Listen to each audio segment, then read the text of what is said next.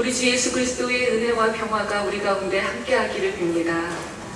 오늘은 성령 강림 후 7번째 주일입니다. 작년에 이어 올해에도 귀한 예배에 초대해 주신 정정훈 담임 목사님과 동영 목사님 그리고 교우님들께 깊이 감사드립니다. 얼마 전에 저는 유럽 여행을 다녀왔습니다. 지금 자랑한 겁니다. 이 나이 먹도록 유럽에 한 번도 가본 적이 없었는데 어느 후한 교회의 초대로 이제 처음 유럽 땅을 밟았습니다. 아마도 주일 설교를 해달라는 요청이 없었으면 쉽게 마음을 내지 못했을지도 모르겠습니다. 왜냐하면 유발 하라리의 사피엔스를 읽은 다음에는 해외여행에 대해서 그렇게 가볍게 생각이 되지 않더라고요. 유발 하라리는 인간의 삶이 상상의 질서에 터에 있다고 이야기합니다.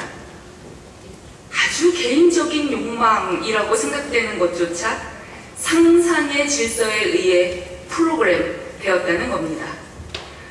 그는 우리 시대에 자연스럽게 또 당연하게 받아들여지는 해외여행에 대해서도 쓴소리를 마다하지 않습니다. 이를테면 오늘날 부자들은 아내와의 결혼 생활이 곤경에 처하면 파리로 호화 여행을 가는 게 정석처럼 되어 있습니다. 그러나 고대 이집트의 부자들은 바빌론으로 쇼핑하러 간다든가 페니키아로 스키 여행을 타러 간다는 생각은 한 번도 하지 않았다는 거죠. 대신에 아내가 늘 열망하던 아내의 로망인 피라미드를 건설했을 겁니다. 다시 말하면 해외에서 휴가를 보내고 싶다는 우리 시대의 흔한 욕망은 그저 우리가 낭만주의적 소비지상주의라는 상상의 질서에 포획되어 있다는 증거라고 그는 진단합니다. 이번 여행 기간 중에서 제가 속한 그룹은 프랑스에서 스페인으로 넘어가는 길에 안도라라는 나라에 들렀습니다.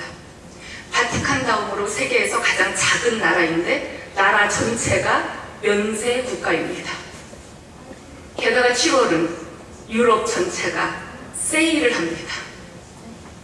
저는 여행 기간 내내 우리 일행의 눈이 이토록 반짝거리는 걸 본 적이 없습니다.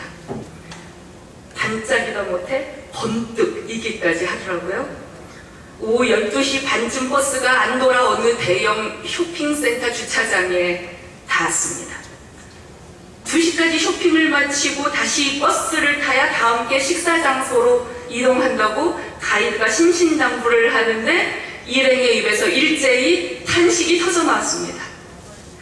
명품을 절반 가격에 살 수 있는 이 절호의 찬스, 쇼핑의 천국에서 고작 쇼핑 시간이 1시간 반이라니요. 어쩌다 홈쇼핑 채널을 보게 되면 별로 필요 없던 것들도 갑자기 필요해지는 저로서는 그날 그곳에서 톨스토이의 단편 사람에게는 땅이 얼마나 필요한가, 그 단편 소설이 떠올랐습니다. 자기 땅을 갖는 게 소원인 소장론 파곰이 어느 날 복음을 듣게 되죠. 바시키르라는 지역에서 땅을 파는데 땅 가격이 이상한 거죠. 하루에 1000루블입니다. 몇 평에 얼마가 아니고요. 하루 동안 걸어서 해질 때까지 돌아오는 모든 거리가 1000루블만 내면 다 자기 땅이 된다는 소식이죠. 당장 그곳으로 달려간 파움은 땅을 얻기 위해 걷고 걷습니다. 걸음을 옮길 때마다 희한하게도 눈앞의 땅이 더 비옥하고 풍요로운데 어떻게 발길을 돌리겠습니까? 도저히 못 걷겠다 싶어서 돌아가려고 하면 바로 왼쪽에 아주 비옥한 땅이 다시 태어나고, 몇 시간만 참으면 행복하게 평생 살겠다는 이 욕심 때문에 그는 걷고 또 걷습니다. 그러다 문득 하늘을 바라보니까 어느덧 해가 서산으로 넘어갈 준비를 하죠. 그제야 정신이 든 파움은 서둘러 출발점을 향해 뛰고 또 뜁니다. 저 멀리서 사람들의 박수 소리가 들려오는 듯하죠. 정말 좋은 땅을 차지하셨군요. 아주 훌륭하십니다. 그 사람들의 환호 소리를 들으며 그는 출발점에 정해진 시간 안에 도착합니다. 그러나 너무 무리한 나머지 심장이 터져 죽고 말죠. 그렇게 해서 땅에 묻히니 결국 그에게 필요했던 땅은 그가 묻힐 반평 크기의 땅이었다라는 말로 소설이 끝납니다. 해외여행을 가지 말라거나 쇼핑은 무조건 나쁘다는 말씀을 드리려는 게 아닙니다. 그저 골로새서 2장 말씀에 나오듯이 8절 우리가 그리스도 예수를 주로 받아 행한다. 9절 신성의 모든 충만이 육체로 거한다. 11절 육의 몸을 벗고 그리스도의 할례를 받는다. 이런 말씀들이 무슨 뜻인지 한번 되새겨보자는 말씀입니다. 바울의 이해에 따르면 그것은 과거에 내가 철저하게 죽는 사건입니다. 나는 그리스도와 함께 땅에 묻혔습니다. 다시 일으켜진 것은 그리스도입니다. 나는 죽고 내 안에 그리스도가 산다. 내가 사는 것은 그리스도로 말미암은 것이다. 나를 통해 표현되고 드러나야 하는 건 자연인 구미정이 아니라 그리스도다. 나의 삶의 습속은 과거와 그대로 똑같이 두고 혹은 세상 사람들과 똑같이 행하면서 거기에 덧붙여 일요일에 교회 가는 습속 하나만 더 얻는 것으로 그리스도인이 되는 게 아니라는 말씀이죠. 신보선 시인은 필요한 것들이라는 시에서 이렇게 노래합니다. 나에게는 6일이 필요하다. 안식일을 제외한 나머지 나날이 필요하다. 많은 신앙인이 이른바 주일에 종교활동하는 것으로 구원받는다고 생각합니다. 종교활동에 열심을 내는 것이 신앙생활의 전부인 것처럼 착각할 때가 많습니다. 시인은 이런 이분법적 분열적 영성에 염증을 냅니다. 자기에게는 안식일을 뺀 나머지 나날들이 중요하답니다. 그 일상을 무엇으로 채우느냐가 신앙의 알짬이라고 말합니다. 우리 연세가 낳은 걸출한 20대에 작고한 윤동주 문학상을 받은 기형도 시인은 우리 동네 목사님이라고 하는 시에서 또 다르게 이렇게 표현했죠. 밑줄을 그어야 하는 것은 성경이 아니라 생활이다. 오늘 우리는 구약성서 가운데 호세아서를 읽었습니다. 호세아는 주전 8세기 여로보암 2세가 다스리던 북왕국 이스라엘에서 활동한 예언자입니다. 여로보암 2세로 말하면 당대의 강대국인 아시리아 제국이 주춤한 틈을 타서 나라의 입지를 든든히 다진 왕입니다. 북왕국의 역사가 길어봤자 평균 21년 통치, 어떤 사람은 2개월 만에 죽기도 하고 쿠데타로 계속 왕조가 바뀌는데 여로보암 2세는 41년 동안 통치했습니다. 얼마나 정치적으로 안정되었겠습니까? 그는 국경을 확장해서 다윗, 솔로몬 시대와 맞먹는 영토를 확보할 정도로 국력을 키웠습니다.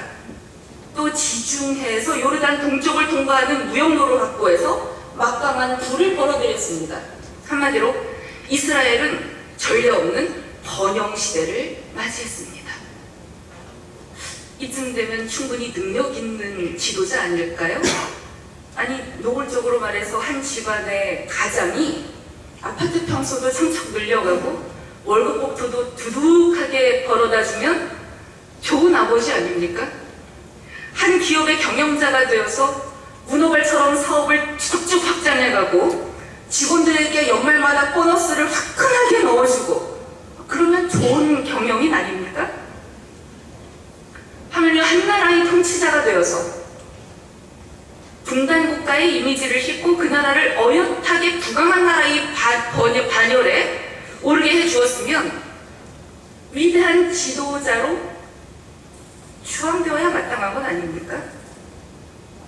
흔히 승리와 번영은 하나님의 은혜를 받은 표지로 인식됩니다. 하나님을 잘 믿는 사람에게는 장밋빛 꽃길만이 펼쳐져야지 고난의 가시밭길이 펼쳐지면 안 된다고. 그래서 우리는 만사형통을 기도합니다. 오늘 본문의 배경이 되는 이스라엘도 그랬습니다. 왕부터 제사장, 백성에 이르기까지 모두 다 입을 모아 이 번영시대를 허락해준 하나님의 은혜를 찬양했습니다. 하나님께서 더 풍요로운 미래를 가져다 주실 것을 믿어 의심치 않았습니다. 그런데 이런 기대에 소금을 뿌리는 사람이 나타났습니다. 나라의 번영이 최고조에 달한 때 어디선가 너희는 망한다. 반드시 기어코 망하고야 만다. 라고 외치는 소리가 들려왔습니다. 바로 아모스 예언자입니다. 기가 막힐 노릇이 아닐 수 없죠. 이스라엘 역사상 이렇게 어깨를 활짝 핀 적이 없고 고개를 빳빳이 세웠던 적이 없는데 여기저기서 태평성대라며 과연 위대한 지도자라며 찬탄하는 목소리가 드높은데 멸망이라뇨. 이 무슨 해괴망측한 소리입니까? 게다가 아모스는 이스라엘 사람도 아니잖아요. 남유다, 베들레헴, 시골, 드고아에서 양치기 하던 사람이 왜 남의 나라에 와서 감나라, 배나라 합니까? 돈만 있으면 사람이 망할 것 같지 않습니다. 자본력이 있는 회사가 망했다는 소리를 들어본 적이 없습니다. 나라가 경제력도 있고 군사력도 빵빵하고 그럼 그것으로 그만 아닙니까? 이대로 쭉 가는 거 아닙니까? 지금까지 잘해왔습니다. 이대로만 쭉 하시면 더 성공하시겠습니다. 이렇게 진단하는 게 합리적이지 않겠습니까? 그런데 아모스의 외침은 영단판이었죠. 그의 입에서 흘러나온 메시지는 저주와 심판의 말뿐이었습니다. 사람들이 듣기 좋은 예언이 아니었죠. 이스라엘 사람들은 아모스에게 넌 네 고향이나 가서 예언해주고 밥이나 빌어먹어라. 그렇게 저주의 말을 퍼붓습니다.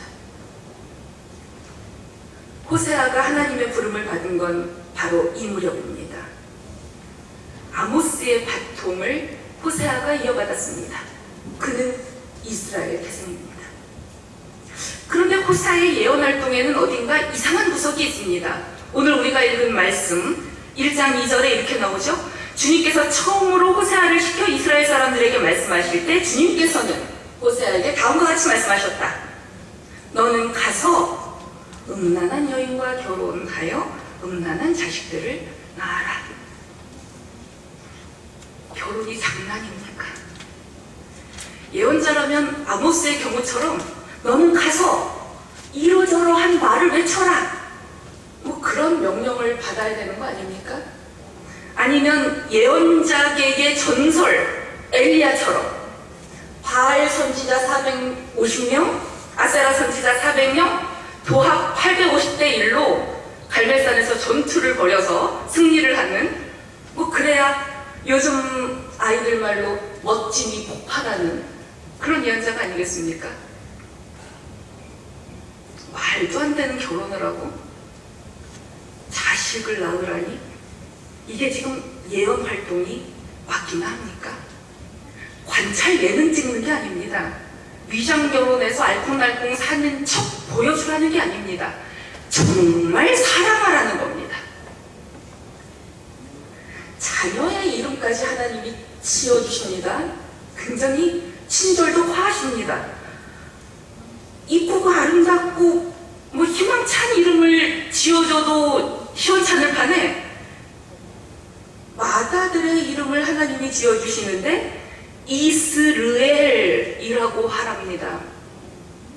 이스르엘이라는 말을 듣는 순간 그들은 아마 홀로코스트를 떠올렸을 겁니다.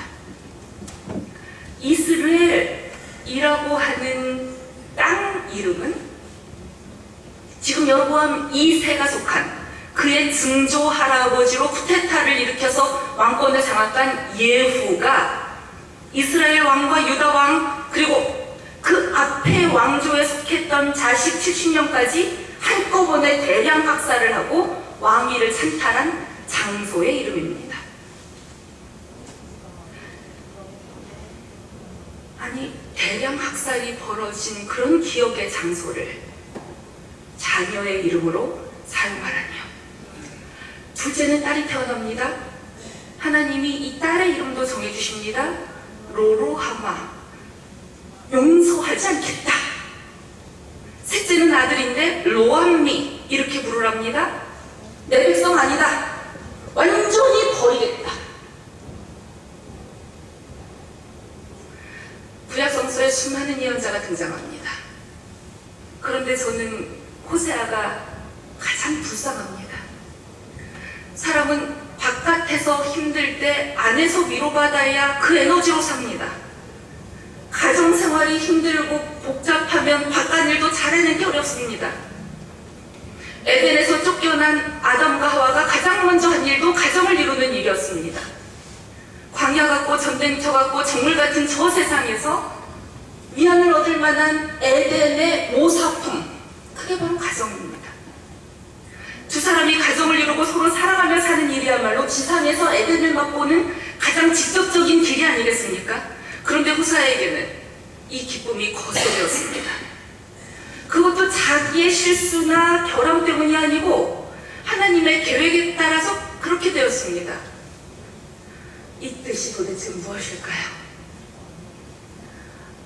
우리 시대의 마르틴 부버를 잇는 위대한 랍비로 추앙받는 아브라함 요슈아 헤시엘이 쓴 예언자라는 책에 보면 이런 해설이 나오더라고요.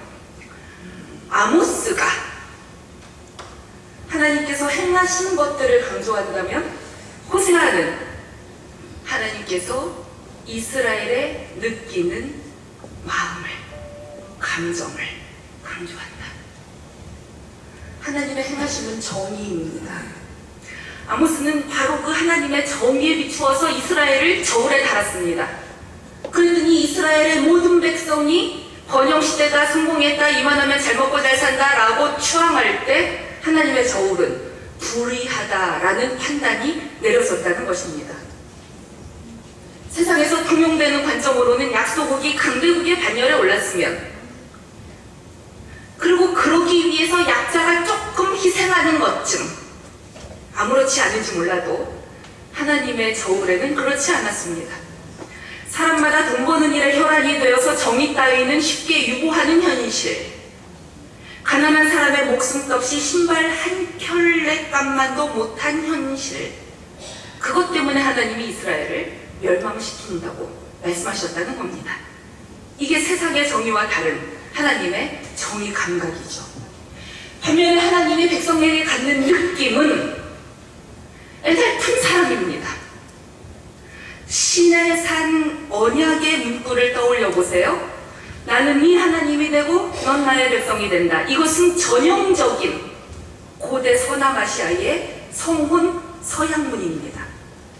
신과 인간이 이렇게 친밀한 관계를 맺을 수 있다는 발상은 이스라엘의 독특한 신학입니다.